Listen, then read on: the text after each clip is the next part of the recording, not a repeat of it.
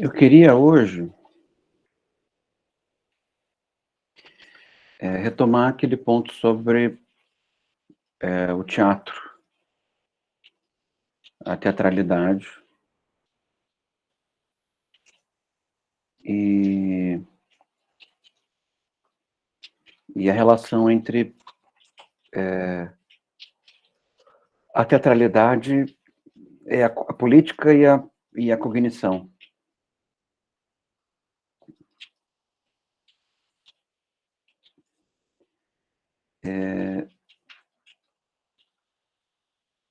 Que acho que vai ser importante para a gente ler esse capítulo e também para o desenvolvimento das próximas conversas. E para o trabalho da Bárbara Wagner e do De Burca. Vocês conseguiram achar alguma coisa sobre? Ou ainda não teve tempo? É facinho, né? Porque só botar no Google, no YouTube, que vocês acham.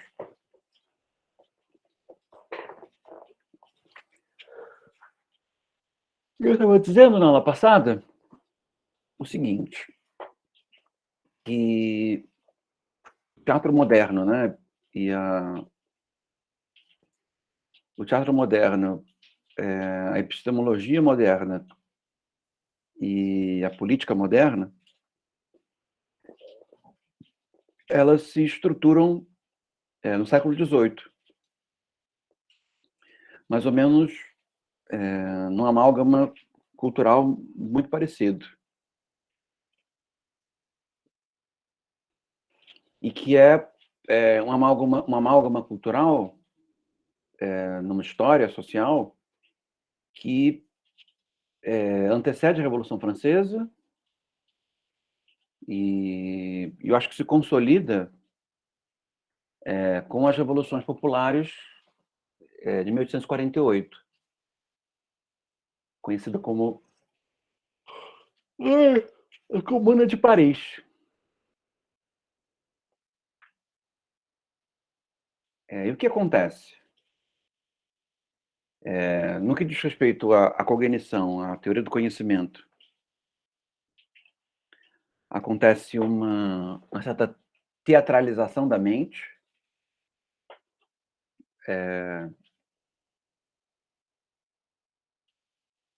que concerne a subjetividade moderna. A subjetividade moderna, ela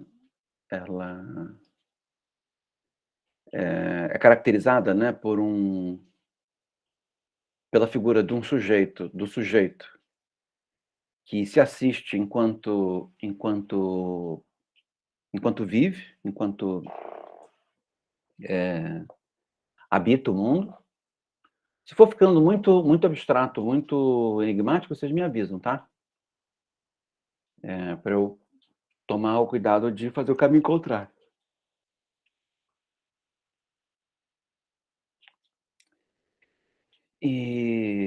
Então concerne a um sujeito que ao mesmo tempo que é crítico, né? Ou pelo menos tem a possibilidade de se tornar crítico, ou seja, olhar para si mesmo, julgar a si próprio, crítico em relação a si mesmo, ele também é capaz de se tornar inseguro, né? Porque ele se assiste fazendo as coisas, né? De certa maneira, muito embora nós estejamos discutindo arte contemporânea, a arte contemporânea abriga ainda, né, uma subjetividade moderna, né, uma subjetividade cujo esquema cognitivo é moderno. Então, se esse sujeito, do ponto de vista cognitivo, ele é capaz de depurar o próprio conhecimento, se assistindo no ato de conhecer, esse ato de conhecimento também ele é cheio de dúvidas, de inseguranças, né? Porque ele percebe as falhas e as insuficiências que esse processo pode vir a ter, né? Talvez o esquema mais límpido, né, que se utiliza para conhecer essa dinâmica concerna a relação do sujeito com o seu próprio conhecimento. Então, eu tenho um paninho verde, e eu sou capaz de me observar observando o paninho verde. Percebe? Ao mesmo tempo, eu sou capaz de avaliar a imagem mental que eu produzi acerca do paninho verde. Todo essa possibilidade metasubjetiva concerne a isso que pode ser chamado, de certa maneira, de um teatro mental. Porque existe em nós um ator interno, existe em nós um autor interno, e existe o personagem, que é a nossa sensibilidade, quem nós somos, as relações, o contexto, né?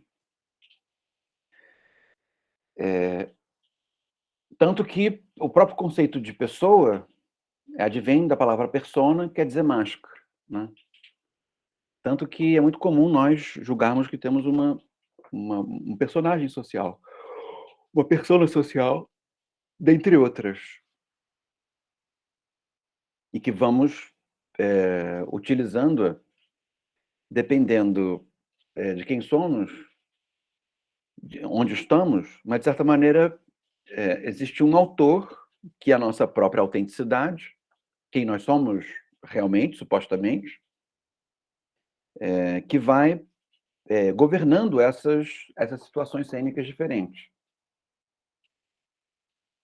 Claro que isso pode ser criticado, julgando que talvez não haja um autor, mas haja uma máscara por trás da máscara, como diz o bom e velho Nietzsche. Mas, no fim das contas, a cognição moderna ela é bastante tributária dessa concepção, né? Tanto que, quando se fala de sujeito, se está se remetendo justamente à modernidade. Está se remetendo a isso que acontece no século XVIII, que dota a epistemologia de uma certa autonomia, né? E essa autonomia é diretamente dependente da teatralogia que ela inaugura, né? Tanto que também se costuma dizer que, ao mesmo tempo em que o sujeito moderno ele é inventado, né? Ele aparece, também a natureza do teatro. Ah, Mariana, tudo bom? Estava aqui falando para as bolinhas, tá? Enfim, uma pessoa. Para essas bolinhas de sinuca. Tô falando do sujeito moderno, voltei para aquele assunto da aula passada, que é o assunto da relação entre a política, o teatro e a cognição. E estava dizendo para eles que, nesses três âmbitos, a virada se dá no século XVIII. Ou seja, no século XVIII, a política moderna surge, ela se consolida nas revoluções sociais, né, em 1848, mas em 1789, digamos assim, que o contexto político se altera e a política moderna surge, mas também é o mesmo contexto em que a epistemologia surge, a cognição moderna surge, e, ao mesmo tempo, o mesmo contexto em que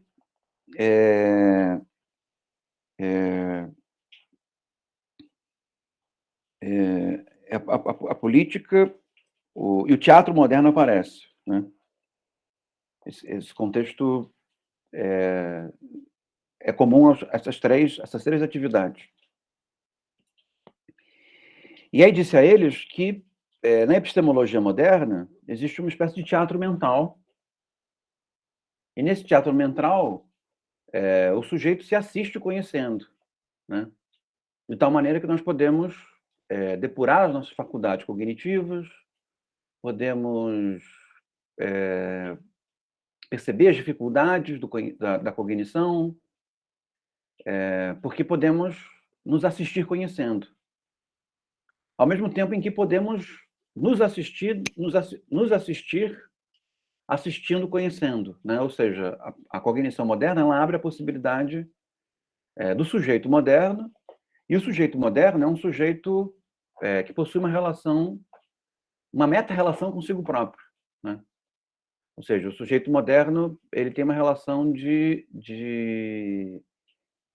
autoria no que diz respeito à sua forma exterior, que tanto a sua forma perceptiva, né, cognitiva, como também a sua forma relacional, a qual se dá o nome de pessoa, né, de persona, de onde que deriva, quer dizer máscara, né, em latim. Então, explicações mais dogmáticas desse processo poderiam dizer que existe um autor e muitas máscaras.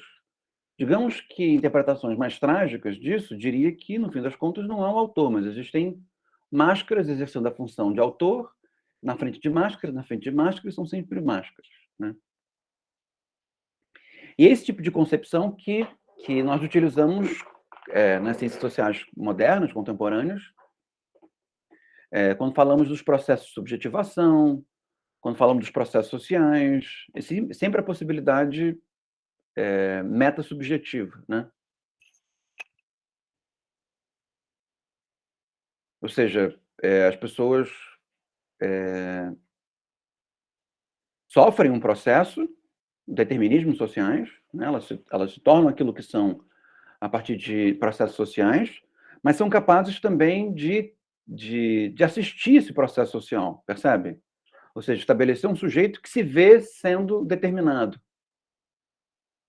Então, nisso que essa ideia de teatro mental pode ser interpelada, pode ser invocada, melhor dizendo. Ou seja, a cognição moderna ela se dá em termos de representação. Por isso, um teatro mental. Ou seja, nós representamos para nós o mundo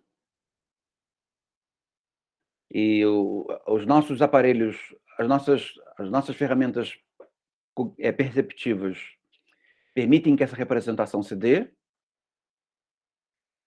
ao mesmo tempo em que nós representamos para o mundo, né? Podemos simular um comportamento adequado a situações diferentes, porque simulamos para o mundo. Donde, por exemplo, um autor como Foucault pode falar nos processos de subjetivação, a partir dos quais o mundo nos faz nos comportar de uma determinada maneira, ou seja, nos induz uma certa representação, representar de uma certa forma, né?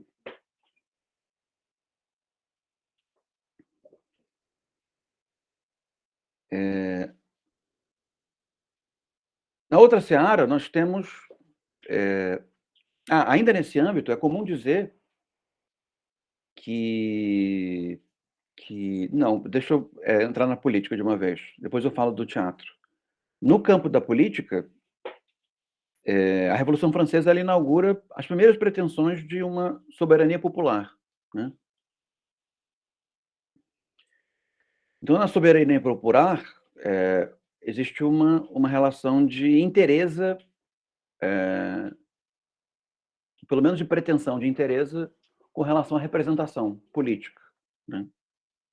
Que a representação política, antes da representação popular, é a representação de parcelas da sociedade, né?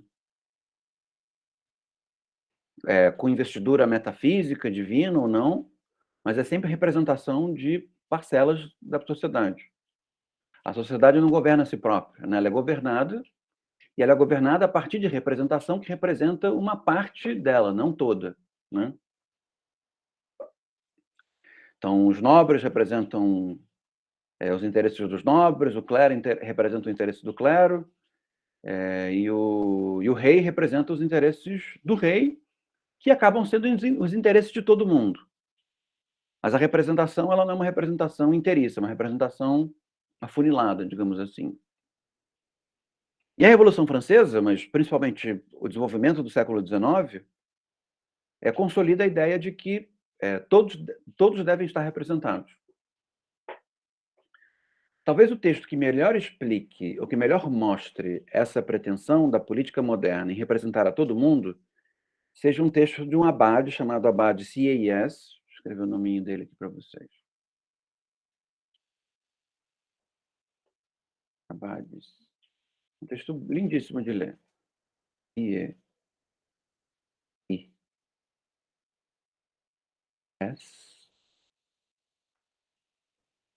Chamado O que é o Terceiro Estado?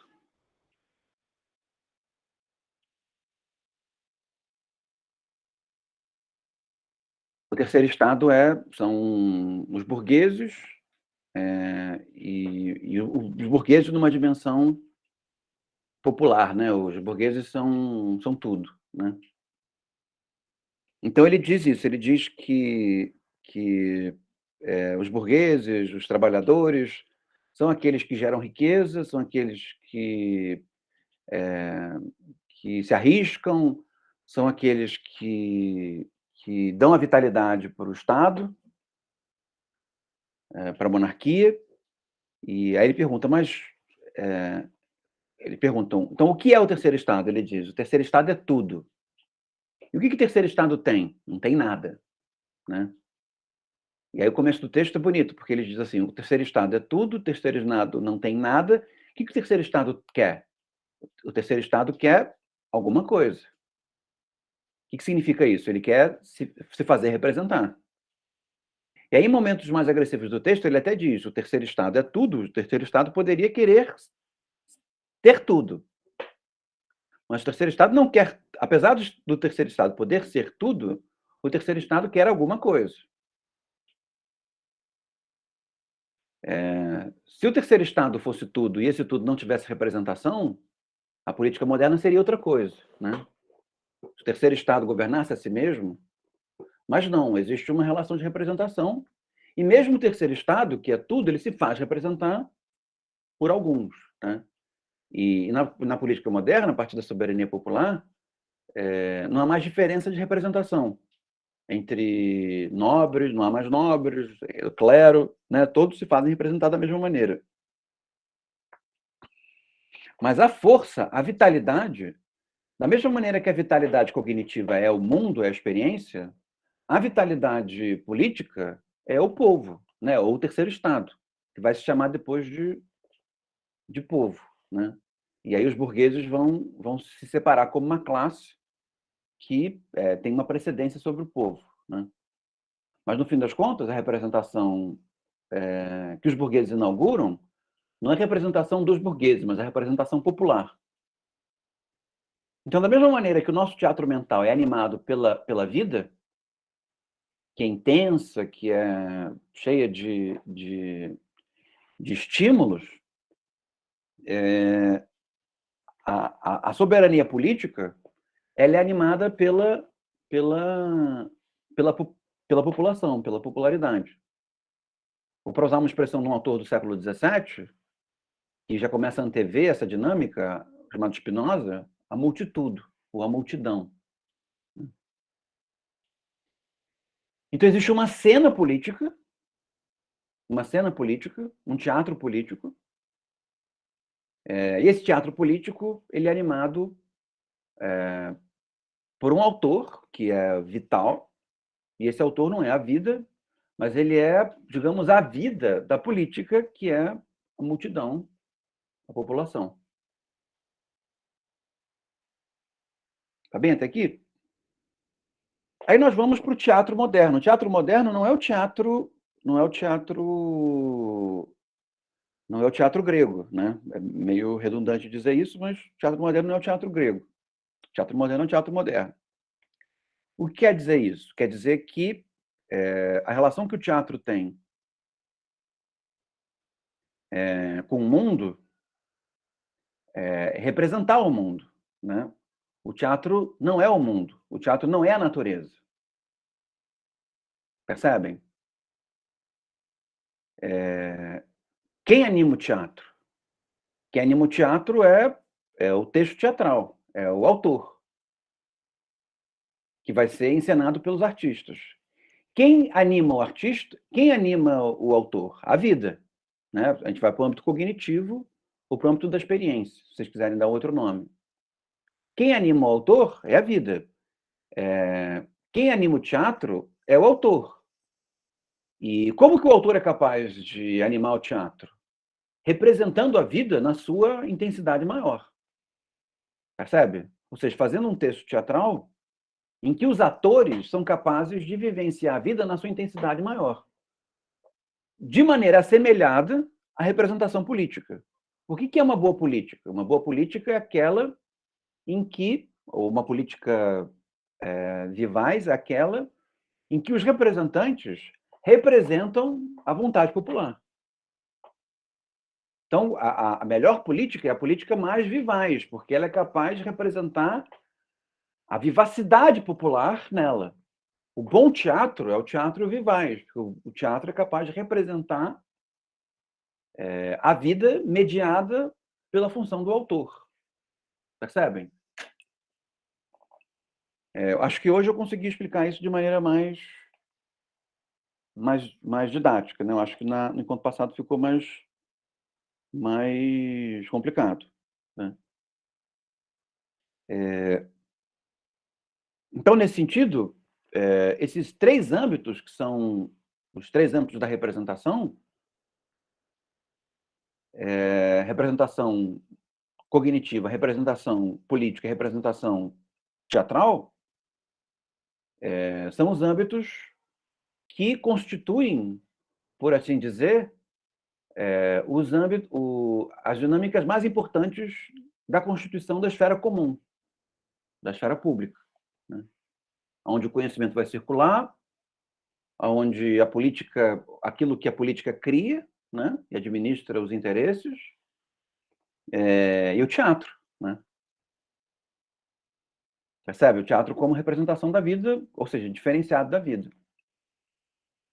Curiosamente, o teatro, o drama moderno, ele encontra no século XVIII também um dos seus momentos mais vigorosos, né?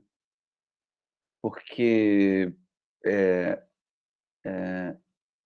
Paris, por exemplo, ela é repleta de teatros no século XVIII. E tudo acontece em torno do teatro.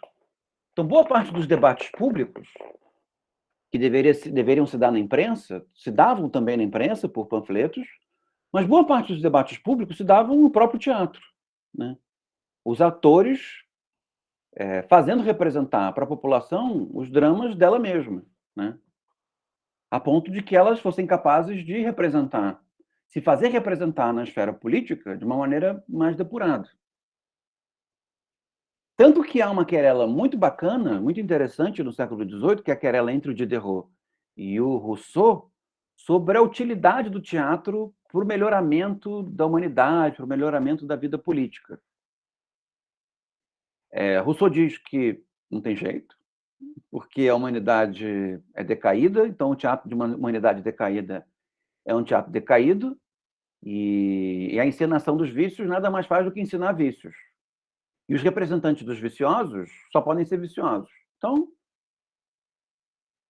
não tem jeito. Se as pessoas querem melhorar, elas têm que fugir da dinâmica da representação e ir para a representação no contato com a natureza, né? Porque o contato com a natureza nos dá um contato imediato com a nossa essência, e a nossa essência é virtuosa, ou seja,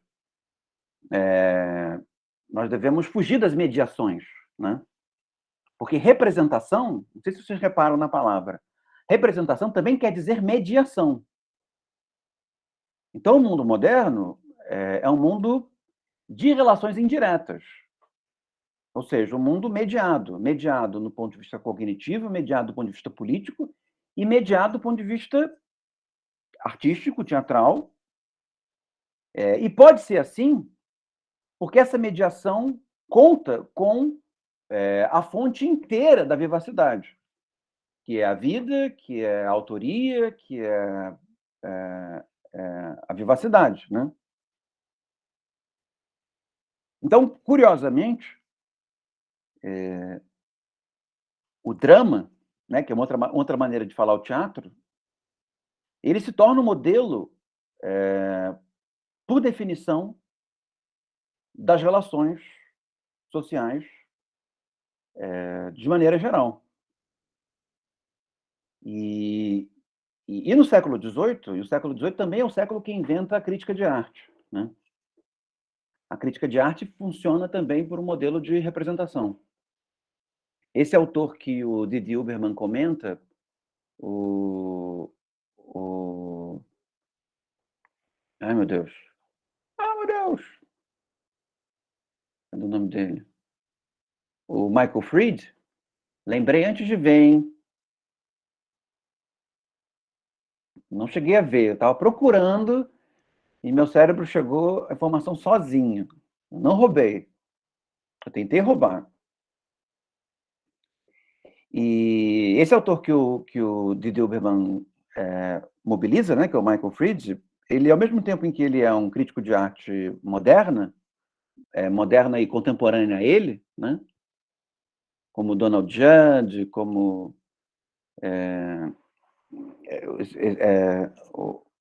o Frank Stella, né, Robert Morris, uma série deles, ele também se dedica ao século XVIII, né, à pintura do século XVIII. E a pintura do século XVIII, ela tem essa característica, né? Para você ver a pintura do século XVIII, a boa pintura, você tem que estar nas grandes cidades, né? Você tem que estar em Paris, tem que estar em Londres, tem que estar no lugar onde as pinturas estão, né? Você pode até mesmo ter acesso a reproduções, mas reproduções são reproduções. Não tem internet, a prensa está se desenvolvendo, mas a impressão de obra de arte demanda uma impressão muito fina, né? Então não havia ainda impressão de imagens de obra de arte. A impressão ainda é tipográfica, né? O que consegue se imprimir são litografias, né? Como, por exemplo, na gravuras, né? Como na enciclopédia. Então, como que a crítica de arte começa? Ela começa com Diderot, descrevendo as obras de arte e o ambiente de Paris para as pessoas que não podiam estar em Paris, principalmente nobres, né? Que não podiam estar em Paris e que não podiam saber do clima que estava acontecendo nos salões de Paris, né? Ou seja, o Diderot, ele inventa a crítica de arte num lugar de representação. Então, o que a crítica de arte faz? Ela analisa, ela investiga, ela conceitualiza, mas ela representa a obra de arte, a imagem da obra de arte, para quem não a viu. Percebe? De tal maneira que eles possam ler e representar, evidentemente que não a obra de arte, mas alguma coisa aproximada. A ponto de que, quando eles chegam na obra de arte, eles já possuem um contexto, já possuem uma espécie de preparação àquela representação que vai se consolidar. É como se a crítica de arte ela criasse o espaço mental, o espaço social, e quando a pessoa visse a obra de arte fosse que nem uma figurinha, sabe, naqueles álbuns de figurinha que a gente fazia. Aí você vai lá e cola. Ah, tá faltando aqui o Rembrandt. Eu sei a técnica do Rembrandt, sei o contexto do Rembrandt, sei a especificidade do Rembrandt, as iniciativas dele, mas eu não tenho imagem mental do Rembrandt, tenho quase tudo do Rembrandt. Ou seja, existe uma forte vivacidade trazida pelo crítico, mas o crítico não é a obra, né? Não consegue transferir a obra. Mas a crítica de arte prepara o espaço representacional para o qual a obra, que é uma representação, né? A obra no século XVIII ainda é exclusivamente uma representação da natureza, uma representação de pessoas, de acontecimentos, né? Ou seja, a obra, ela não é a vida, mas ela é a representação da vida. E ela ocupa um lugar nesse espaço de representações trazidas pelo crítico de arte, para quem lê a crítica de arte, que é um público restrito.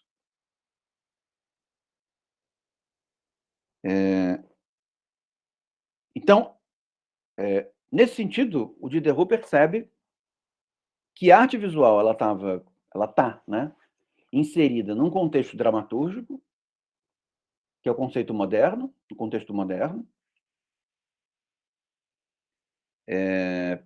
e, e nesse sentido,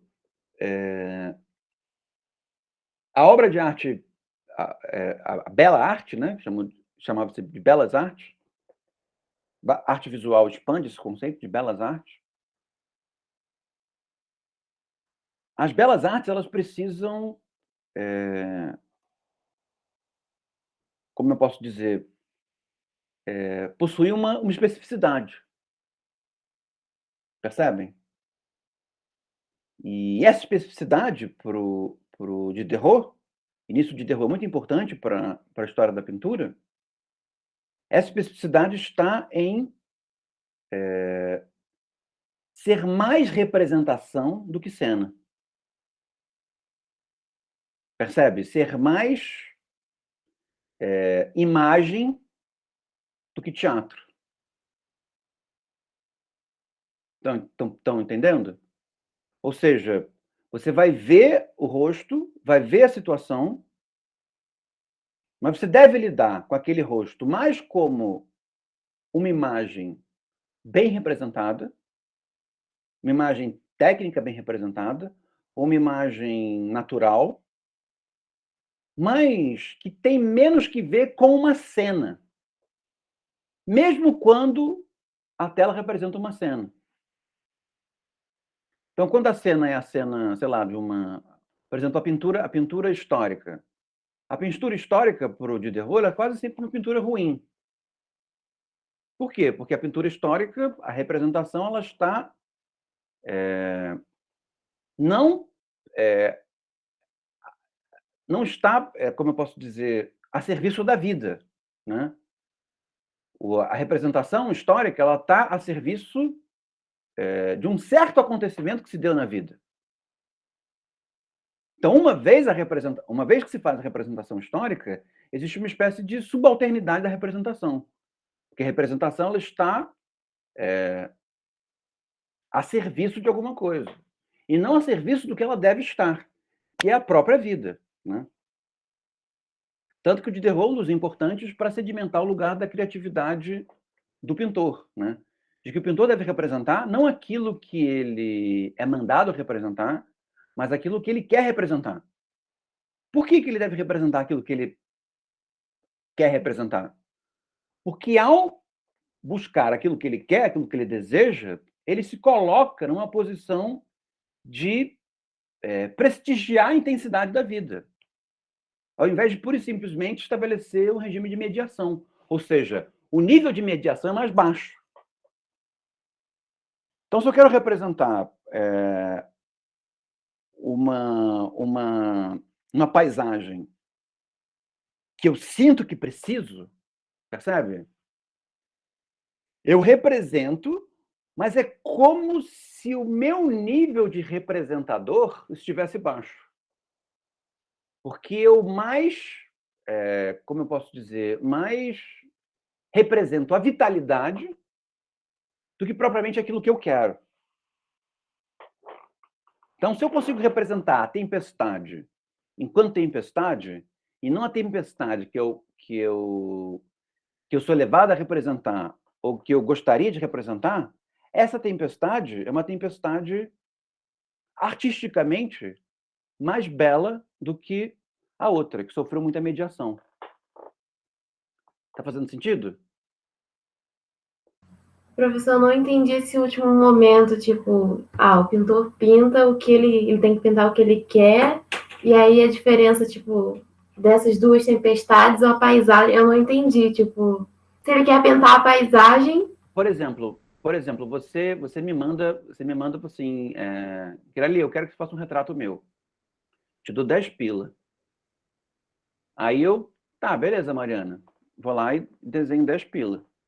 Eu desenho 10 pila e entrego. Né? É muito bom, porque eu sou muito bom, mas eu representei mediado por essa demanda, né? Aí você vai querer uma semana, duas, você vai querer ficar bonitona, né? Ou seja, eu estou mobilizando a minha capacidade de representação induzido por aquilo que você quer. E não pela minha cumplicidade com a própria vida, com a própria experiência. Agora, digamos que eu te olho e falo assim, eu preciso pintar um quadro da Mariana. Tem jeito. Pode me dar $1 milhão para não pintar, mas eu vou pintar esse quadro da Mariana. Percebe? E se eu sou um grande pintor, eu não estou pintando você porque os outros querem.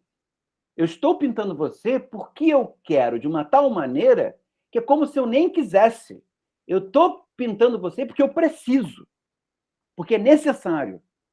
E essa relação de necessidade entre a representação e a vida faz com que, evidentemente, que desde que haja alguém qualificado, talentoso, né, a representação se torne à altura da própria vida, à altura da experiência, ou seja, bela. Ela nunca vai ser tão bela quanto o belo natural, mas ela vai ser bastante aproximada, ou talvez mostrando sentidos no natural que quase nunca nós vemos na natureza. Percebem? Eu entendi, eu não tinha entendido isso da encomenda, porque eu não tinha entrado aqui na minha cabeça que as representações históricas nas pinturas são praticamente todas encomendadas, né? Claro, né? Encomenda a representação histórica quem quer ficar bem na fita, né? Por exemplo, aquele quadro que eu comentei com vocês, que é um quadro do século XIX, que é a Barca da Medusa, São Pedro afundando. Quem quer representar a Barca da Medusa? O pintor. Percebe? Ninguém quer a representação de um naufrágio malfadado. Não é o dono do barco, não são os marinheiros. Tem ninguém ali à altura de pagar que vá querer investir alguma coisa para que represente aquilo. Percebe? Ele representa aquilo, mesmo que ele possa ter o incentivo ali, aqui, ele representa aquilo porque ele se sente intrinsecamente ligado àquele evento. Ou seja, ele vai colocar a vitalidade dele para produzir uma representação que esteja à altura e, se ele for muito, muito arrogante, seja ainda mais bela do que a tragédia do naufrágio. Percebem?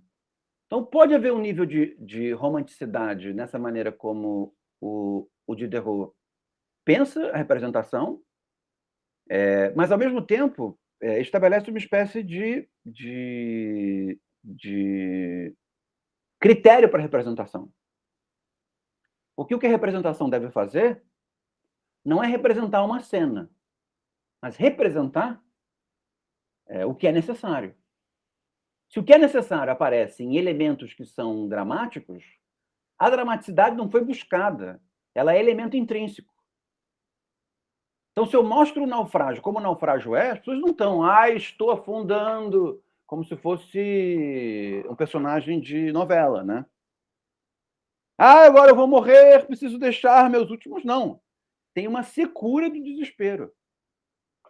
Percebe? Uma secura de homens no último momento da vida. Que é alguma coisa que nós não vimos, mas é de tal maneira adequado para aquele momento natural que é como se aquele momento se impusesse a nós. Se não do ponto de vista da imagem perfeita, pelo menos do ponto de vista da representação pictórica, nos comunicando aqueles sentimentos, nos comunicando aquela situação. Percebe?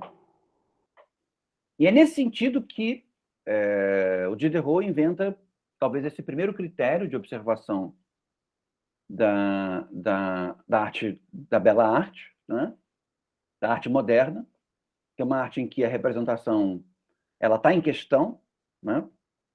Você pode até mesmo buscar a vivacidade da representação, mas representar é representar. Ou seja, a obra de arte não é a natureza, ela homenageia, ela copia, ela mimetiza, mas ela não é a natureza, né? Então, se eu pintar um quadro que é um cacho de uva e o passarinho vem e bica, não quer dizer que eu pintei um bom cacho de uva. Quer dizer que eu fui capaz de enganar um passarinho. Entendeu? Porque eu estou imitando a natureza Mas eu não estou imitando a natureza do ponto de vista da representação. Eu estou simulando a natureza para interesses outros que não a representação. Então, a representação ela tem um nível de dramaticidade, mas ela deve resistir à dramaticidade a ponto de ser uma representação adequada à vivacidade. Porque a vivacidade, ela se faz representar, mas ela não é representação nela mesma. Esse é o ponto. A vida é a vida. A população é a população. A multidão é a multidão. Percebe? O quadro é outra coisa, o político é outra coisa. Que assumem dignidade quando se aproximam. Mas não se misturam, não se aproximam, mas não se dissolvem. Esse é o ponto. Tá bem? Fez sentido? Professor, um comentário bem aleatório, mas Fala, enquanto Gabriela. você estava falando, eu só consigo pensar no livro O Retrato, do Gogol. Eu não sei se você já leu, mas é muito isso que eu estou descrevendo. O Retrato do Gogol? Eu não vi esse filme ainda. É um livro dele que... É um romance do Gogol chamado Retrato. Isso. É de... Tipo assim, a história principal não é isso, mas no enredo tem a história de um pintor que ele era razoável, assim, em quantidade de dinheiro dele, mas era o suficiente para ele se manter e ele consegue uma quantia grande de dinheiro. E ao invés dele investir isso no estudo dele, ele começa a pintar burgueses, que pagavam muito dinheiro para ele, e aí pediu para ele pintar as pessoas, tipo, como deusas gregas, baseadas em obras clássicas, e ele não deixava o pincel dele fluir do jeito que ele queria. Aí no final, não sei se eu posso falar, mas no final eu vou ler o romance, porque eu gosto muito do Gogol. Mas é muito bom. A história principal não é essa, então, tipo assim, vale a pena, é muito bom. Uhum. E aí, no final, a história dele, ele vai à loucura, porque quando ele cresce, ele percebe que ele é, tipo, simples demais por tudo que ele poderia ter feito. E eu achei muito legal por causa disso. Enquanto um outro pinta já acreditando que isso vai levar ele a uma elevação maior na vida, que não é por dinheiro, é pela arte. Então, essa é uma clara concepção diderodiana de qualificar a representação. E que pode ser utilizada também no que diz respeito à representação política. Percebe? Se torna uma exigência, um critério de avaliação da representação política. Porque quem é o bom representante político? É o que representa a multidão, a popularidade. Não é quem representa a si próprio, seus próprios interesses. Ou que representa um grupo específico, né? Esse grupo é um grupo que quer beneficiar apenas os seus próprios interesses, né? Percebem? Então, um político que tem um talento, que é o talento da representação, viver a sua vida representando interesses específicos, né? Ou interesses venais, que seja, no fim das contas, ele está vivendo aquém de si próprio. Porque, para ele viver à altura de si mesmo, ele teria que se investir em representar com o máximo de intensidade a diversidade que confere legitimidade à sua representação. E esse conceito de legitimidade, a ideia de legitimidade, ela é ótima para esses dois âmbitos. Porque o que é um quadro legítimo? Né? É um quadro que foi realmente feito por aquele autor com um verdadeiro investimento artístico. O que é uma representação legítima? Representação política legítima. Né? É uma representação de alguém que, com um nível de sinceridade e miscuimento significativo, é capaz de materializar em forma de demandas e enunciados aquilo que as pessoas sentem e querem, de maneira difusa. Percebem? Então, ao mesmo tempo, o que é o conhecimento legítimo? Né? Conhecimento legítimo é um conhecimento que se dá de maneira meio desinteressada. Percebe? Eu quero conhecer porque eu quero conhecer. Eu quero conhecer porque eu quero perceber bem, eu quero ver as distinções. Eu não quero adulterar a realidade em função de retratá-la da maneira como eu gostaria que fosse. Porque se assim for, vão virar quadros cafonas, que nem nobres em roupa de sílfide, em roupa de bicho grego, né? Que é cafonérrimo. Já era cafona no século XVIII, cafona no século XIX, e continua cafona até hoje, né? É um pouco como uma fotografia, né? A fotografia que a gente faz, 99% dela é cafonérrima. O que quer dizer que ela é cafonérrima? De que ela representa o que nós queremos que ela represente. Faz pose. Agora, os filtros, então, os filtros são o império do cafona sobre o cafona, porque o filtro idealiza ainda mais a nossa vontade, né? Ou seja, no que diz respeito a essa dinâmica artística moderna, o que nós queremos ver enquanto obra de arte, quando a fotografia é entendida como uma obra de arte? Nós queremos fotografias não por simplesmente espontâneas, mas que mostrem algo sobre a realidade em que haja um certo grau de vivacidade. Acontecimentos que são específicos, mas dizem muito sobre muita coisa, né? Situações que interpretam uma determinada situação, ou uma certa delicadeza poética que fala sobre o sentido das relações, mesmo em fotografias que tendem à abstração, né? Então, nesse sentido, muito embora isso possa ser romantizado às raias do absurdo, no Diderot, o Diderot, de certa maneira, ancora essa romantização da atividade representacional numa espécie de minimalismo. Esse é o ponto. Então, a boa pintura, seja ela histórica, seja ela retrato, seja ela espontânea, é uma pintura em que há uma espécie de mínima volição dramática. Por quê? Porque a volição dramática ela serve para impactar imediatamente aquele que a vê. Quem é o político dramático? O político dramático é aquele que faz uma farofada danada para obter voto, né? Aquele que está vendo se a câmera da TV Senado está vendo, no momento que a câmera mostra para ele, ele começa, e a câmera vai embora, ele esvazia, né? O político dramático é um político das falsas oportunidades, né? Você percebe que ele não tem um vínculo um vínculo intrínseco com a população, com os valores, com as dinâmicas sociais ou com os processos políticos mais amplos, né? Ele fica claramente sendo um ator ruim. Percebem? O que é um ator ruim? Um ator ruim é alguém que encena pela atenção e pelo prestígio que encenar pode vir a ter, né? Essa coisa de você buscar pessoas bonitas para se tornarem atores. Pode ser que se torne um grande ator, mas a beleza num ator serve como um elemento impeditivo. Não para ele conseguir um emprego e ganhar um dinheiro, mas funciona como elemento impeditivo. Por quê?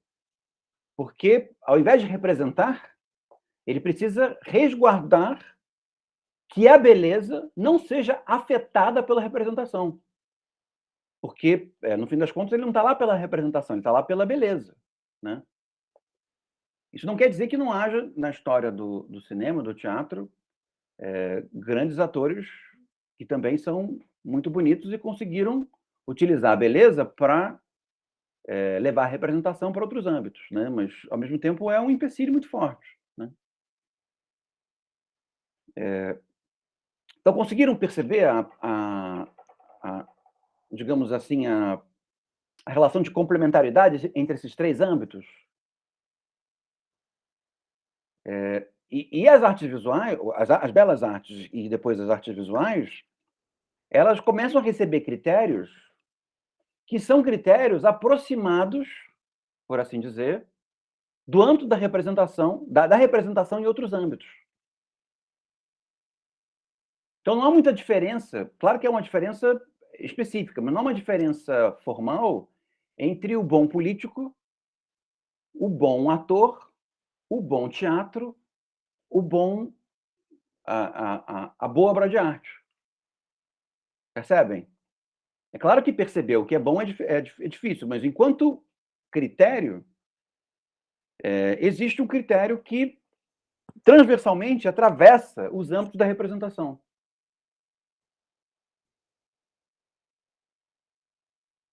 A arte contemporânea, ela modifica a relação com a representação. E como eu disse a vocês, a arte contemporânea, pelo menos ela pretende, e se esforçou muito para isso, e ocupa um lugar significativo nesse âmbito, em estabelecer uma continuidade entre o mundo e a arte, né? Os fenômenos sociais, os fenômenos da experiência e a própria arte. De tal maneira que objetos comuns, situações comuns, sejam elas... Ah, o cobertorzinho, tá com frio, né? Vamos estar todos assim, encapuzados daqui a algum tempo e falando, saindo fumacinha. Aí veio perguntar, onde vocês estão? Vocês estão exilados na Sibéria? Eu falei assim, não, eu estou no Rio de Janeiro, Niterói, São Gonçalo. Estou frita. Eu não tô, eu tô em Angra. E também é frio, não é? Com caldo vento. Aqui tá mais frio do que aí. Olha só. Eu estou na Tijuca, nunca tijucano sentindo tanto frio nos últimos 100 anos. Estão todos saindo com casaco de pele, luvinha.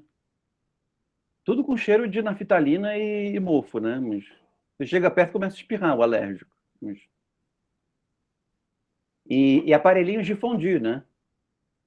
Porque tem isso também. Os tijucanos, quando casam, recebem, é uma coisa social, né, dessa tribo, recebem como presente aparelhinhos de fondue. Só que não dá para usar aparelho de fondue num lugar onde tem 40 graus. Então, existem alguns momentos de alinhamento dos astros em que o tijucano tira aquele aparelho de fondue do armário todo enferrujado e faz o fondue suando. E esse é o momento, né? O momento nessa década em que as pessoas estão fazendo fondue. Mas, para além da ironia, né? Da graça com o nosso contexto, espero que tenha ficado claro essa relação e o modo como um critério aparece. No contemporâneo, a relação com esse critério ela se torna menos evidente. Porque justamente uma das pretensões do contemporâneo, que também é uma das pretensões de certos movimentos sociais, é interromper a representação, né? Ou até mesmo eliminar a representação. De tal maneira que a performance ela possa acontecer em qualquer lugar, a qualquer momento. E ter uma natureza de obra de arte e que não é propriamente distinta da vida, né? Ela é complementar à vida, mas não é propriamente distinta, não é feita de outra matéria. A mesma coisa, os exemplos que eu dei com relação a matérias que foram industrialmente feitas e que podem ser tornadas obras de arte. Esse é o vigor criativo do contemporâneo. Isso não quer dizer que o contemporâneo não possa ser capturado por dinâmicas representacionais. Então, é muito comum você faz uma performance havendo uma continuidade entre a vida e a arte. A arte como quase um complemento, né? Um adorno. Mas aí você filma essa performance, você faz um vídeo dessa performance, põe essa performance no YouTube, né? E essa performance se torna, digamos, o registro da obra de arte e começa a ficar difícil a separação entre o registro e a própria obra. De tal maneira que o registro remete à obra, mas sem o registro não há obra. E aí uma certa dinâmica de representação volta a aparecer. Mas, ao mesmo tempo, há modos temáticos, substantivos, de boicotar a representação na representação, né? Então,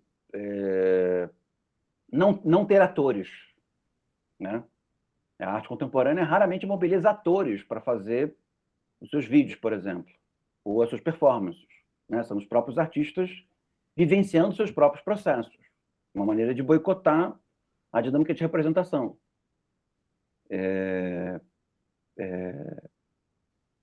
A questão política e social, né? Então, só porque não é ator, aí não é representação? Tipo, a própria pessoa fazendo, aí não tem representação? Porque na minha cabeça aqui, minha cabeça vai dizendo, então é impossível, tipo, romper com isso de representação. De uma forma ou de outra vai ter algum tipo, isso vai acontecer. Né? Porque se você boicota, você não coloca ator, mas você está ali fazendo o que um ator faria, o que um bom ator faria de alguma forma. Então, esse é o ponto. Você não pode simplesmente fazer o que um bom ator faria, porque senão não é uma obra de arte contemporânea. E é claro que essa região, essa distinção é limítrofe, seria uma cena, seria um teatro, seria um cinema, né? Então, por exemplo, um ator, vou dar um exemplo fantasioso para servir de distinção. Isso não quer dizer que seja um exemplo, né? Um ator simula fome. Percebe? A performance de um artista contemporâneo é sentir fome. Aí você pode dizer, fulana, para fazer uma boa fome, ficou sentindo fome. Mas percebe? A questão não foi sentir a fome, mas aparentar que sente fome. Tem uma distinção pequena, mas o ponto importante é que a arte contemporânea torna essa distinção pequena problemática. Então, se eu simplesmente aparento que eu estou tapando a respiração, não há uma performance nisso. Há performance quando eu tapo a respiração. Percebe? Quando eu perco o fôlego, quando eu me arrisco.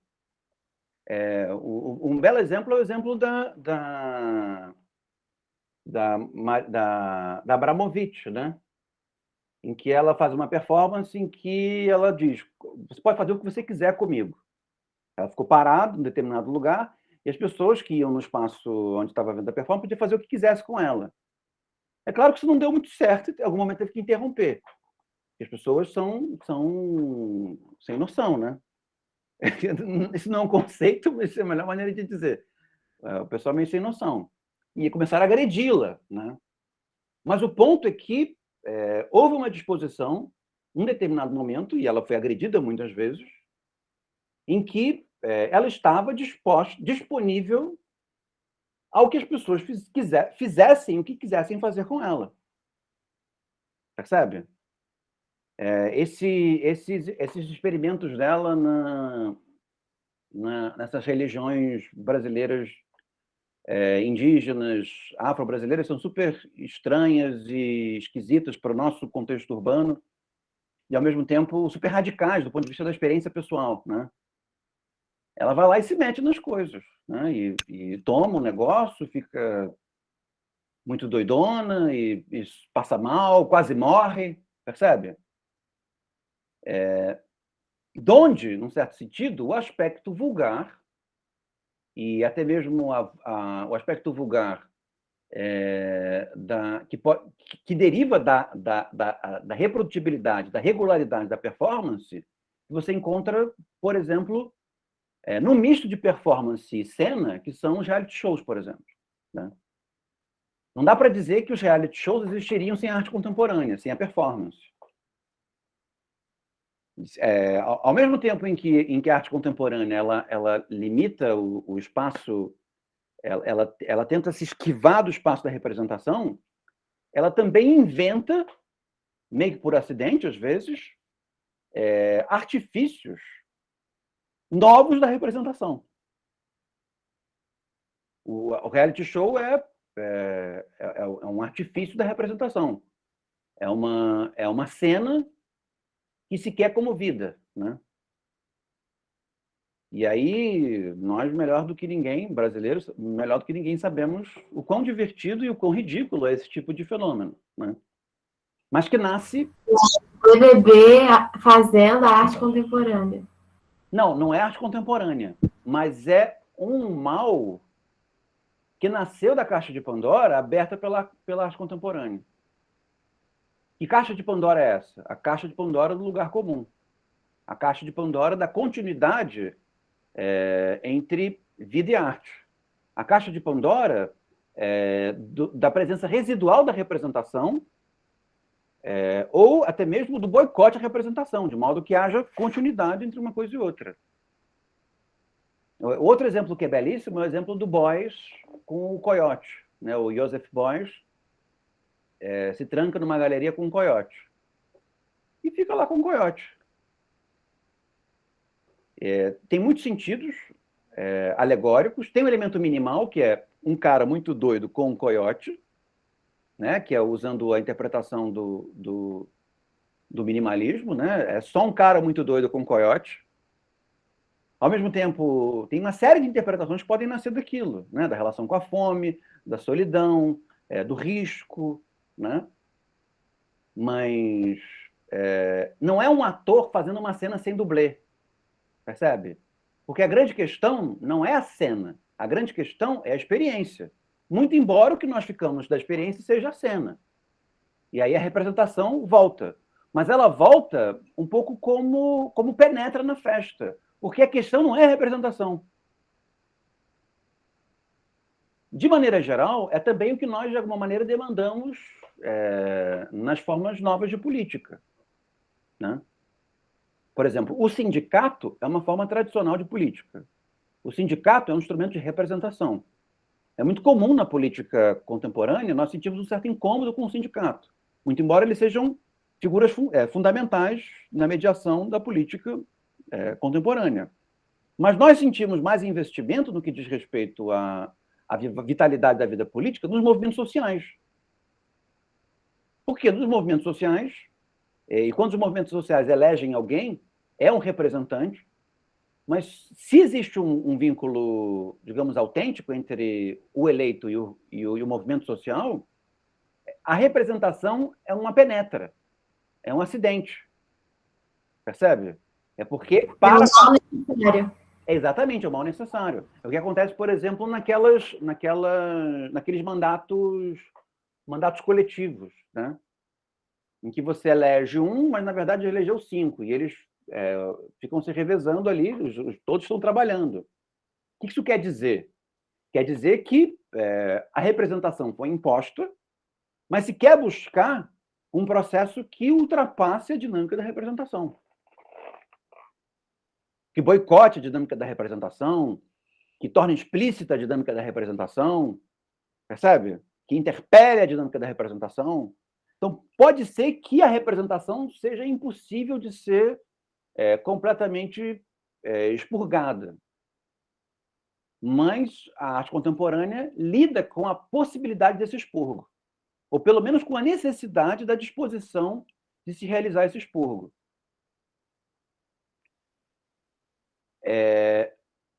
Uma maneira também que sofre críticas por um lado e, ao mesmo tempo, precisa ser elogiada por outro, são grupos que são etnicamente ligados a questões históricas, digamos assim, atritosas, né, para falar um eufemismo, e tematizam a própria condição. Como, por exemplo, o trabalho que nós vimos. A Rosana Paulino é representação, mas não é representação no sentido puro e simples. Existe uma estratégia circunstancial, contextual da obra dela, em que a obra dela é um pouco, de certa maneira, a própria expressão de um sofrimento dela, ou de uma percepção dela. É representação, ao mesmo tempo que não é, porque ela é legítima para isso. Isso que eu tinha pensado, assim, no primeiro momento que você falou de representação e da arte contemporânea romper com a representação, não nisso, tipo, quando estava fora da performance, assim, tipo, tira o ator e é a própria experiência da pessoa. Mas vamos dizer, pintura, né? Onde, os negros eram pintados, sempre pintavam os negros, e agora os negros pintam a si mesmos, entendeu? Pintam semelhantes. Eu estava pensando exatamente nisso, que continua existindo a representação, por isso que eu estava ainda pensando que, eliminar a representação, não, mas mudar a dinâmica da qual ela acontece. Que eu acho que nesse momento é mais importante do que representar eliminar totalmente a representação, já que não é algo que vai nos servir agora, né? Não serve. Sim, e o ponto é que a representação ela é digamos assim, alvo, né, de um ruído que a anula, digamos assim.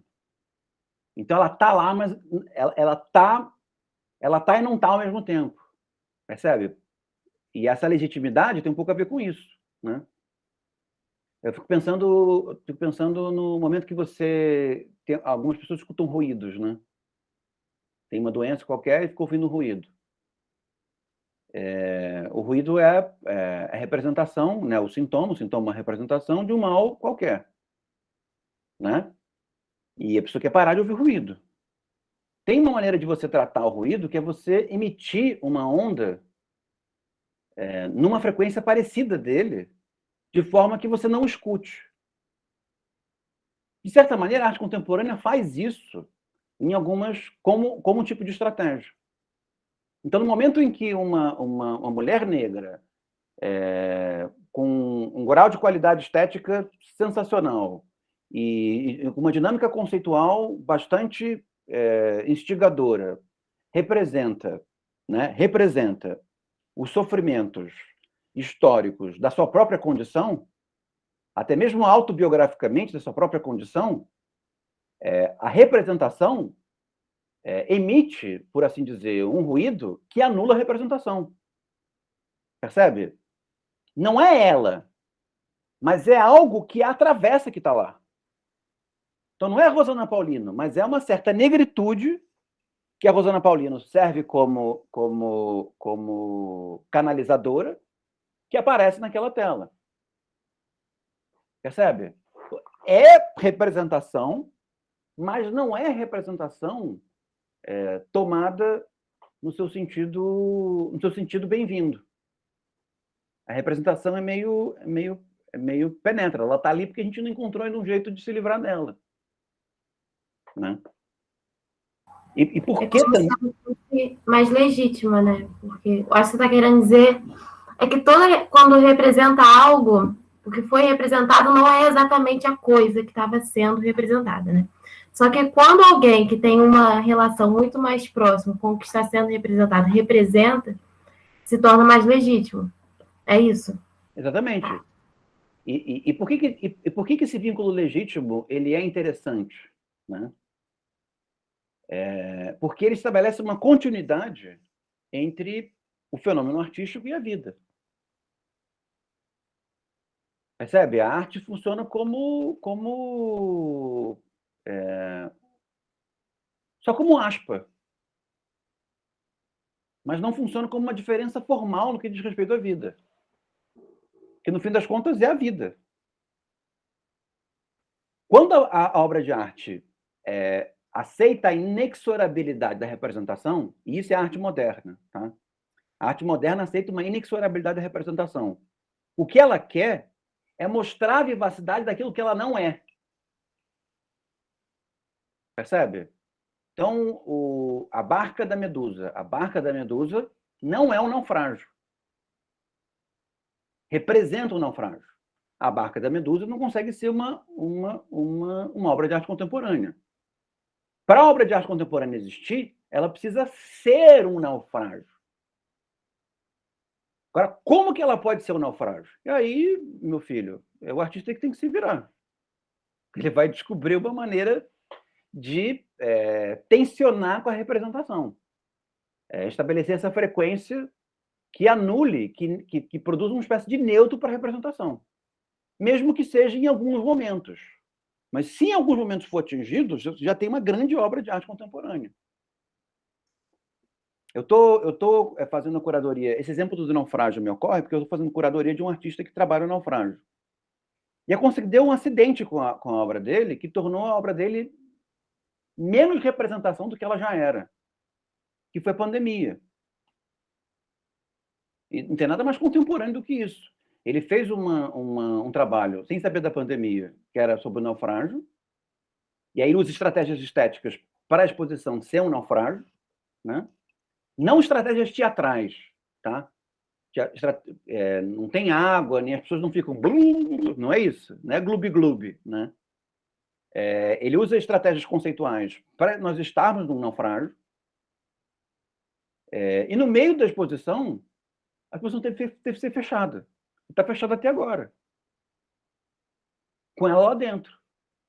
Percebe? Ela naufragou com o nível de literalidade. Existe uma continuidade que não é mediada pela representação entre a exposição dele e o nosso próprio naufrágio. Percebe a poética interessante disso? Então, pode ser que a barca da Medusa seja mais bonita do que isso, do que o trabalho dele e o processo dele. Mas o processo dele mostra algo sobre a vida que a representação não consegue, a mera representação não consegue. Para mim, assim, os dois, tanto a Barca da Medusa quanto esse artista do Naufrágio aí, eles representam só que com caminhos diferentes. Na minha cabeça ainda não foi assim, não excluir, porque ele montou uma coisa. Tipo, Olha, Mariana, eu tô sentindo a mesma coisa que você. Eu tô com essa dificuldade também. Eu tô aqui. Como assim? Exatamente isso que você falou agora. Sensação de que é um tipo de representação diferente. Mas continua sendo representação, de certa forma. Isso não deixa menos, não faz ser menos. Eu acho que reconhecer isso não faz ser menos. Para mim, um naufrágio, mesmo você ir ali no mar, você vai catar aquele barco que estava lá naquele fundo, aí você vai colocar lá no meio do museu. Aqui, pronto, agora sim. Talvez isso fosse o mais próximo, mas... Mas se você pega um navio do fundo do mar e põe no museu, não é um naufrágio, é um navio no museu. Percebe? O naufrágio tem uma continuidade, tem um processo, tem um elemento contínuo que tem que estar acontecendo. Para mim, talvez o exemplo melhor seja mudar de âmbito e dizer, é igual o político do qual é o nome do partido?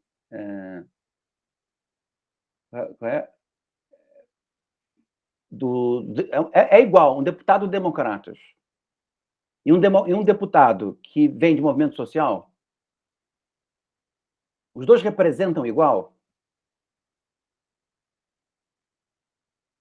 Não vou dar nome, porque eu não quero ser processado. Para responder isso? É para responder? É para responder.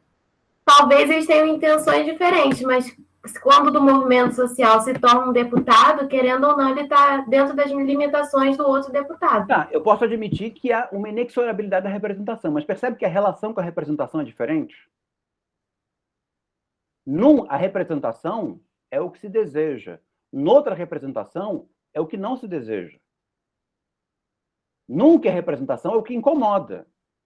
Se por um acaso o deputado de movimento social disser, pô, isso aqui está muito bom, vocês ficam para lá e o salário é meu, está no meu nome, por favor, não me incomodem, que agora eu estou representando donos de fábricas de cigarro. Do ponto de vista formal, é a mesma representação, mas mudou alguma coisa, não mudou? Antes ele representava para não representar, e agora ele representa para representar. Eu acho que o que eu vejo em comum dos dois é que... Ai, como que eu vou explicar? É muito difícil. Socorro. Os limites da representação continuam o mesmo. Os dois não conseguem algo. Tipo, os dois naufrágios aí continuam não naufrágios. Tá, eu posso conceder isso, mas a direção do limite mudou. O sentido do limite mudou. Percebe? Um é um limite, um é um limite inexorável e desejado, outro é um limite inexorável e problemático.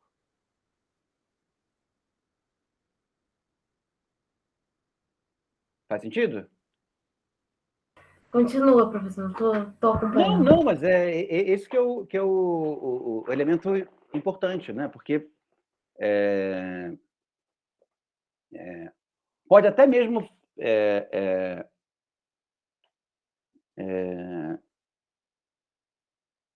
e essa é uma acusação que se pode fazer à arte contemporânea, que no fim das contas deu na mesma, né?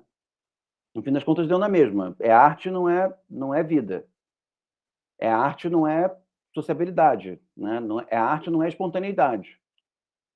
Mas para o contemporâneo existir enquanto especificidade, e eu acho que ele existe enquanto especificidade, é preciso admitir que houve uma relação, no mínimo, eu acho que é muito mais do que isso, eu sou muito mais permissivo do que vocês, mas no mínimo, eu acho que esse mínimo não dá para conceder, não deixar de conceder, problemático com a representação. Percebe? Aí sim. Aí eu acho com certeza isso assim, isso é inegável. Com certeza. Agora, o resultado disso, né? O processo que se dá com achar o problema, né? Meu Deus, chega de representação. Cansei de representação. E agora, o que eu faço? Aí os caminhos são muitos. Mas eu acho que romper com a representação... Eu entendi que a arte contemporânea é como se fosse, assim, o testemunho da experiência. Assim. Uhum. No certo sentido. Acho justo. Acho que faz total sentido. Mas, assim, é meio estranho ainda na minha cabeça dizer que é igual a experiência que não tem a intenção de ser arte. Mas eu não acho que isso é um problema. Eu acho que não se torna menor por isso. Mas ela não é a mesma coisa, né? Seria um absurdo dizer que ela é a mesma coisa. Então, pensa o desenho do Todinho. Na semana passada, provavelmente 70 mil crianças fizeram desenho de um Todinho. Não é a mesma coisa que o Todinho do Maxwell. Percebe? Mas eles estão mais próximos do que a propaganda de Todinho. Ou se eu faço uma... pode falar. Ou se eu faço uma tela para representar um Todinho. Percebe? Entendo, eu acho que além de, tipo assim, a experiência pode ser muito parecida com a da vida real, mas é o que se pensa sobre isso, a partir disso, que torna a arte mais legítima, assim, das conclusões que você tira daquilo, né? Senão, toda experiência, nenhuma experiência é igual a outra, mas a arte contemporânea é sobre isso, você pega algo que talvez era corriqueiro e você se debruça sobre isso, você processa mais, né? E vê coisas que antes eu não via. Mas você está pensando muito no que você tem para dizer sobre a arte contemporânea. Mas também tem alguma coisa do que a arte contemporânea está dizendo para você. E ela está dizendo para você que a sua experiência, muito embora seja diferente dela, é potencialmente ela. Esse é o ponto. Mas o quadro do Louvre não está dizendo isso para você. O quadro do Museu de Belas Artes, para não ir tão longe, não está dizendo isso para você. O barco do Museu de Belas Artes está dizendo para você: eu sou a representação da Guerra do Paraguai, e isso não é você. E não tem nada que ver com você. Porque eu estou no mundo da representação e você não está. Percebe? Se algum artista conseguisse produzir uma obra contemporânea com a Guerra do Paraguai, eu não sei como é que isso aconteceria, né? Isso não é problema meu, porque eu não sou artista, mas, de alguma maneira, haveria uma continuidade dele dizer para você que você potencialmente é a Guerra do Paraguai. Percebe? No vídeo que eu reportei, que eu vi no CCBB recentemente, da Bárbara Wagner, isso acontece, né? Porque ela está trabalhando com as representações do Hans Staden. Quando o Hans Staden faz o desenho do canibal, O desenho do canibal não é o canibal, é a representação do canibal. E eu, quando olho o desenho, eu não sou o canibal, nem sou a representação do canibal, eu sou eu, né? Uma coisa meio nerd da Capitinga. Eu sou eu não me confundo com isso. O vídeo dela são descendentes de índios, descendentes de escravos, na posição dos canibais. Percebe? E esse trabalho está dizendo, para mim, que estou vendo, que eu sou canibal. Há uma continuidade entre mim e o canibal, ou seja, tem representação. Claro que tem representação, mas a representação está ali por motivos não representacionais. O que ela está querendo me dizer é que não há diferença, isso tem um impacto político, né? E aí uma série de questões que advêm da arte contemporânea, de que se eu acho que o canibal está lá, na representação do Estado, e eu estou aqui, não, dependendo de quem eu sou o canibal. E isso tem um aspecto, pode não ter nenhuma consequência importante. No caso, tem. Mas isso é alguma coisa diferente de ser dita. Percebe?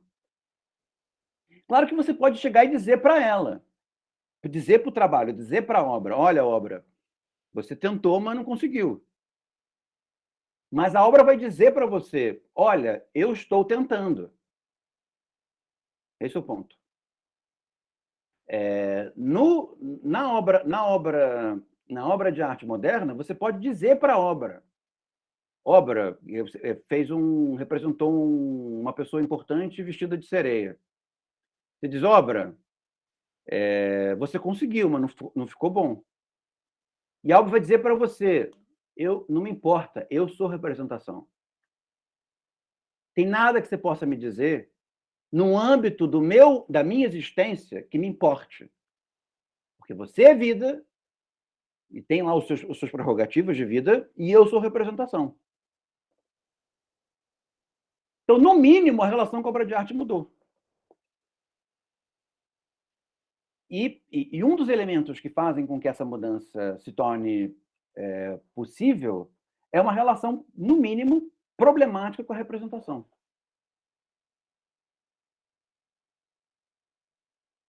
E aí, isso acontece. Nós estamos acostumados, no âmbito da cena, com a representação. Tudo aquilo que emula algo que lembra a representação parece para nós teatrinho, né? Então é muito comum nós interpelarmos a arte contemporânea a despeito do que ela está nos dizendo, mas interpelarmos a arte contemporânea com um mundo de representações com os quais nós estamos habituados. Aí eu digo, nossa, eu acabei de assistir uma série sobre o século XIX e eu vejo um videozinho, umas pessoas dançando que nem canibais. Eu digo, a produção está ruim, hein? Você como representação não presta. E realmente, como representação não presta. Presta como alguma coisa que utilize elementos de representação para fazer algo com ele que não seja do mundo da representação. Não seja propriamente representação. E aí, como a gente pode perceber, com graus muito diferentes de sucesso, né? Nem todas as obras são obras tão boas quanto outras. Mas quando elas são realmente boas, realmente significativas e consistentes, pelo menos essa dinâmica problemática da representação fica nítida.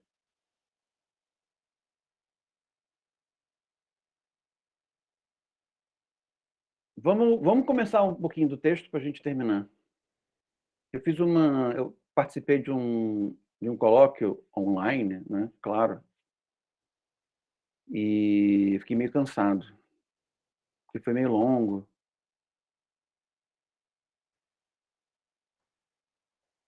Então, não vou aguentar a aula inteira, mas pelo menos começar um pedacinho. Nossa, estou perdendo aqui onde está. Atividade visual.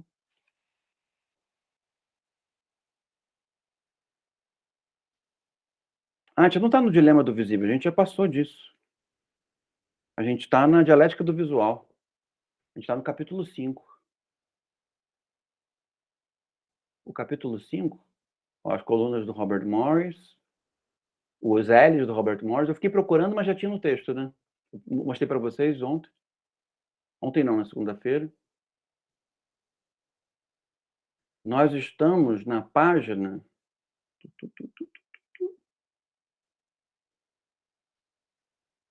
É 78, 79, tá? E, por favor, eu sei que isso é difícil de aceitar e de entender, justamente até mesmo pela vivacidade disso. São coisas muito próximas, né? A obra de arte moderna tem alguns séculos, né? A arte contemporânea tem algumas décadas. Então, são questões vivas. Então, vocês pensem um pouco nisso e depois tragam inconformismos, porque são bons para pensar isso.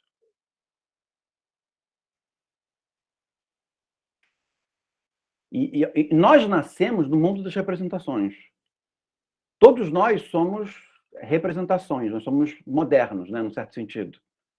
E todos nós somos naturalizados, quando é o caso, na arte contemporânea. Então, a arte contemporânea, ela sempre nos é estranha, né? Seja lá para quem for. Fez sentido o que eu falei agora? Ou seja, a arte contemporânea, ela demanda, uma vez que a dinâmica dela não é cognitiva, política e artisticamente representacional, como eu disse no começo da aula, ela demanda uma espécie de conversão epistemológica, política e artística.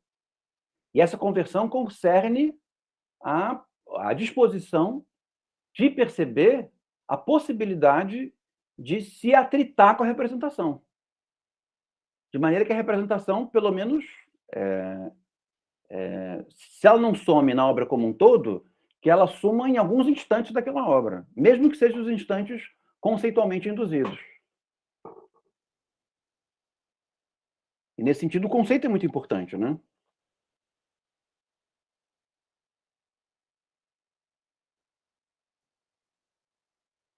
Agora, tem obras contemporâneas que usam muito a tecnologia, né? E aí, que eu acho meio caído, porque eu sou um homem ainda convertido para o contemporâneo, né? O meu mundo é o mundo da representação, como o de vocês também. Então, o excesso de tecnologia me incomoda, por exemplo.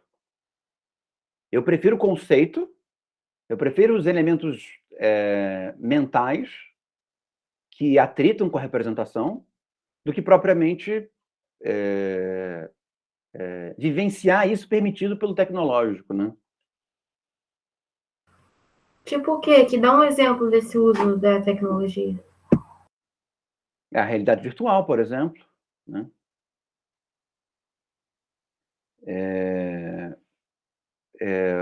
Uso isso tem uma relação ambígua, ambivalente, mas o uso de sonoridade, né? Então, por exemplo, você pode emitir uma sonoridade a partir de um determinado aparelho de som, de uma fonte. Você pode dispersar a sonoridade no ambiente. Percebe? Qual é a diferença entre a sonoridade dispersa no ambiente e o mundo lá fora? No fim das contas, não tem diferença nenhuma, porque ele refaz os mesmos ruídos que lá fora. Porque você consegue reproduzir os ruídos a partir de mecanismos tecnológicos. Então, muito embora do ponto de vista cognitivo seja a mesma coisa, quando eu vejo e sei, a minha vontade de representação não gosta.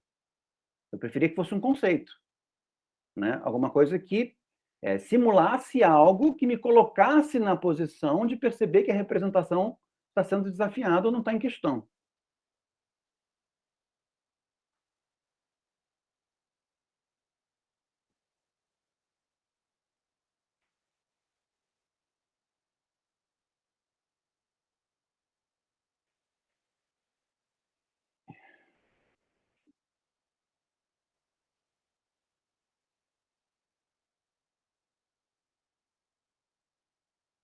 Já digo, eu estou tentando me achar aqui no texto.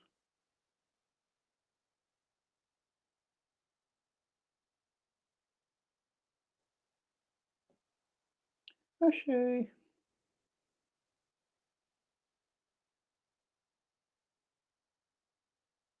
Tá.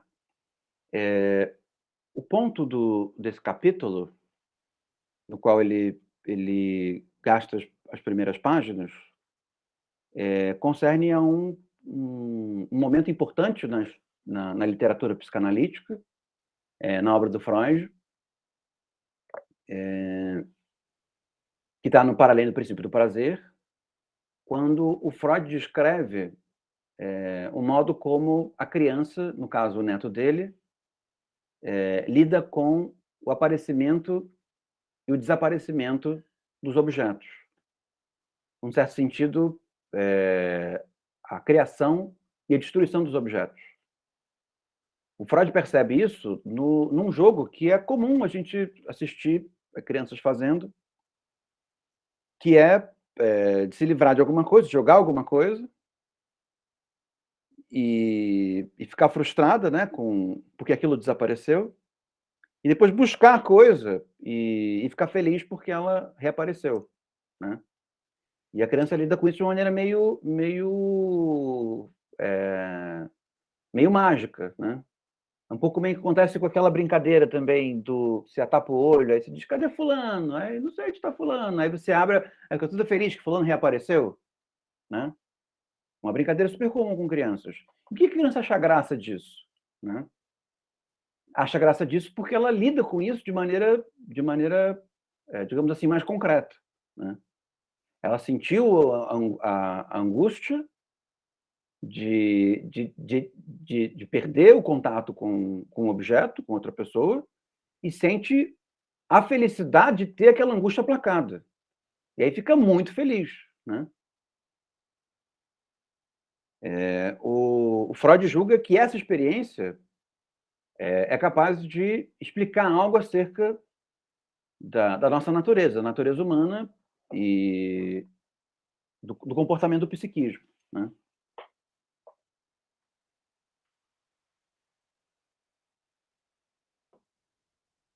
Mas não é sobre Freud o texto, né? A aula, né? Então não vou me aprofundar mais longamente. Aí ele diz aqui, na página 86, no finalzinho no parágrafo que termina, o último parágrafo nela, que vai terminar na outra página. Ele diz assim: o segundo paradoxo produzido por tal situação é que a própria imagem joga, brinca com a imitação. Ela só a utiliza para subvertê-la.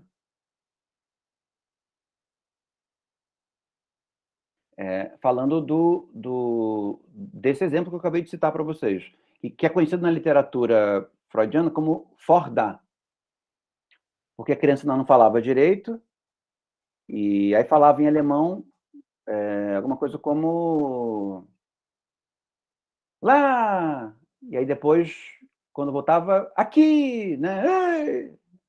Então é um Fordá, tá?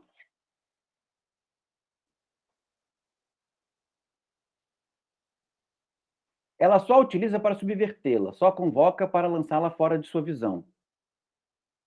Percebe? Ela é um jogo de destruição e reconstrução. Então, só faz sentido construir depois de destruir. É o que fazem as duas menininhas de luto com o lençol. Esse lhes serve a princípio de imitação perfeita. Ele dá um outro exemplo, que eu não lembro onde está. Que está no Fedidá, que é um psicanalista com o qual ele trabalhou, num livro chamado A Ausência, L'Absence, que são meninas que perderam a mãe, ou perderam uma das irmãs, não lembro agora quem, e depois dessa morte, elas começam a brincar de que elas estão mortas.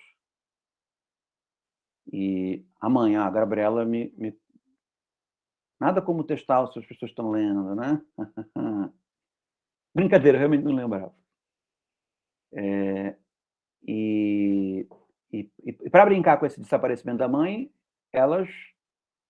e brincar concerne não só brincar, né? Brincar significa também lidar, né?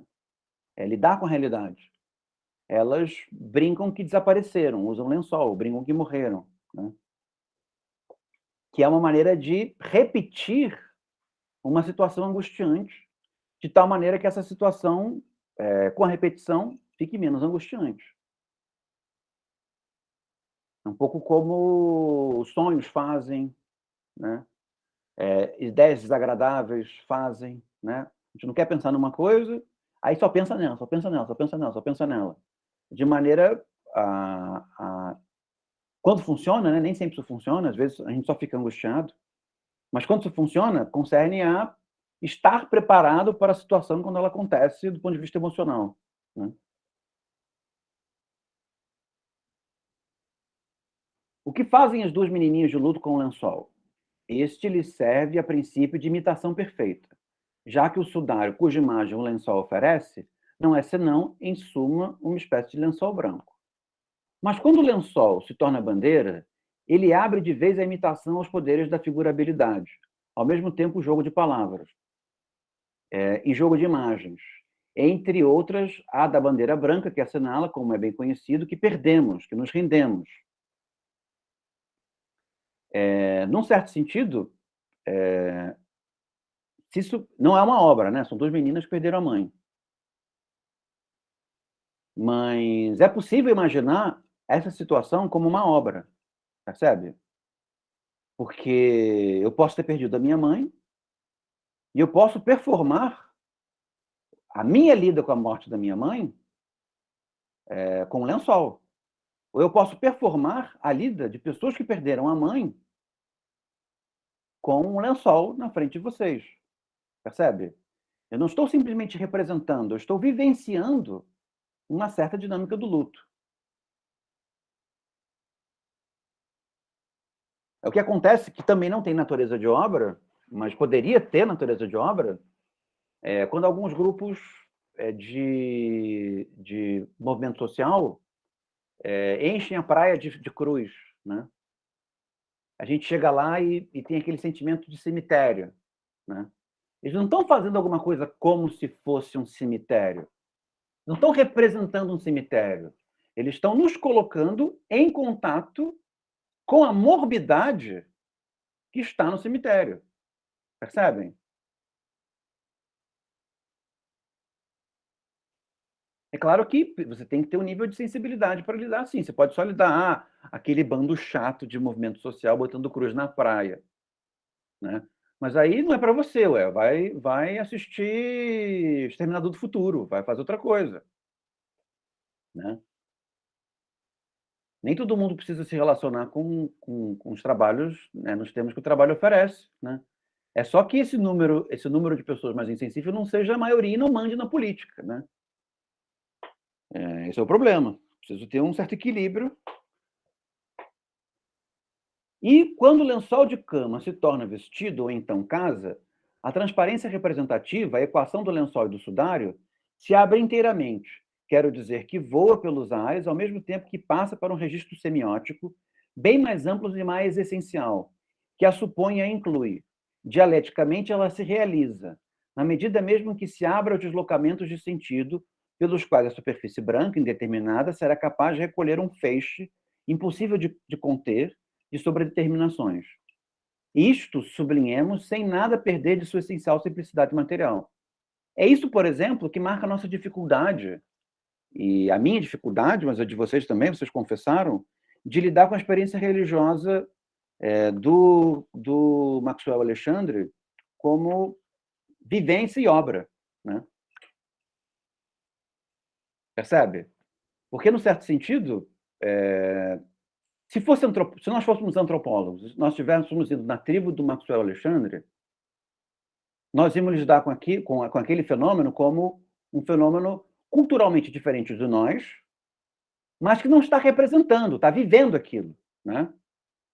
Um pouco, eu não tenho tanta experiência antropológica, mas então vou dar um exemplo que já foi até mediatizado e até vulgarizado, a festa dos mortos entre os mexicanos, já virou até filme da Disney, né? Do ponto de vista cultural, antropológico, né, quando nós nos aproximamos disso, nós não estamos dizendo que eles estão representando a morte.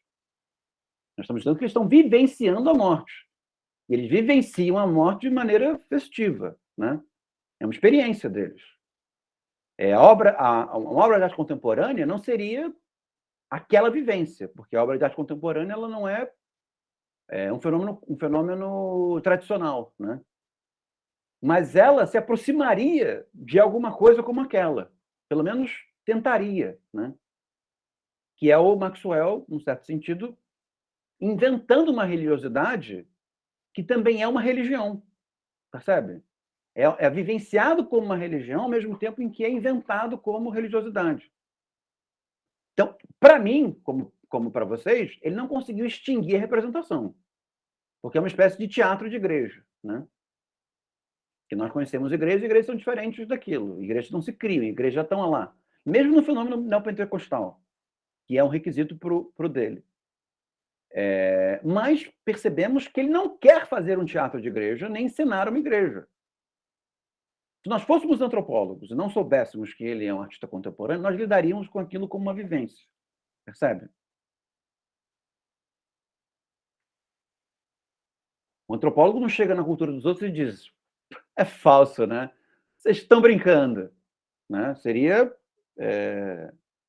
ridicularizado.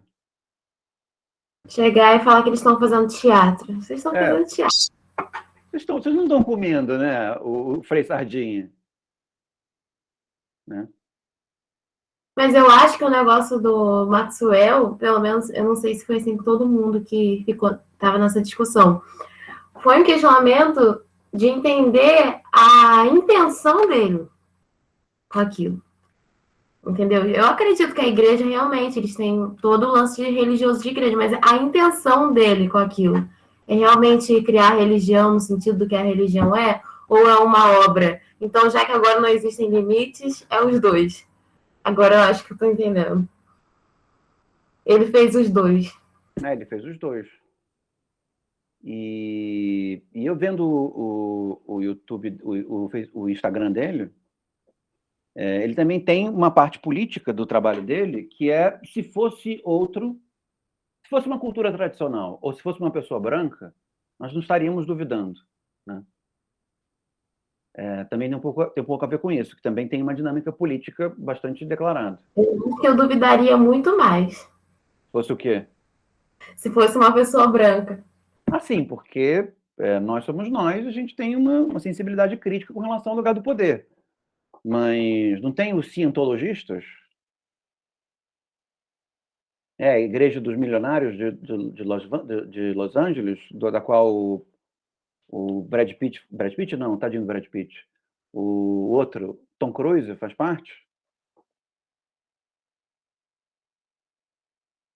Ninguém duvida que seja uma religião, né? A gente duvida. Assim, isso é uma coisa fake. Isso existia, mas para mim é uma reunião de mau caráter, então. Então, a gente duvida, mas não é que nós estamos duvidando do fato de que aquela experiência é possível. Nós estamos duvidando do fato de que pessoas ricas sejam capazes de um cometimento tão grande a ponto de vivenciar alguma coisa do ponto de vista autêntico. Né? É digamos, um preconceito com um certo grau de consistência.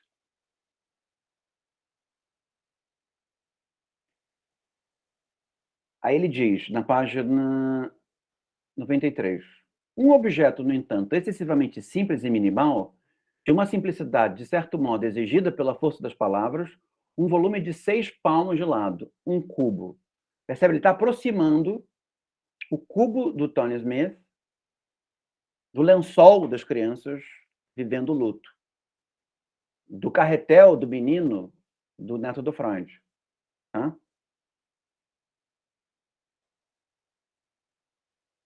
Então, as crianças não estão... Elas estão brincando, mas no que elas estão brincando, elas não estão representando ou simulando. Elas estão vivenciando.